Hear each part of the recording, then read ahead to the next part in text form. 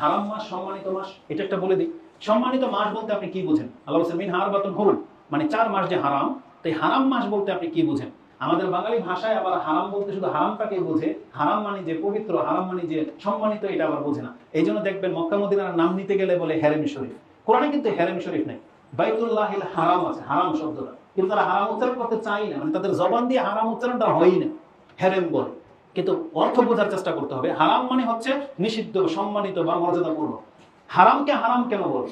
মক্কার নগরীতে ওখানে গাছ কাটা যাবে না, মক্কার হারামে, হলুদে হারামের ভিতরে। সেখানে কোনো শিকার করতে পারবেন না, সেখানে কোনো পরিত্যক্ত বস্তু আপনি উঠিয়ে নেবেন, আপনার জন্য হালাল নয়। সেখানে কারোর সাথে ঝগড়া করা, মানে অন্যায় করা, পাপ করা একেবারে হারাম। এই জন্য ওই জায়গাটাকে বলা হয় হারাম, সেখানে রক্তপাত ঘটানোটা হারাম।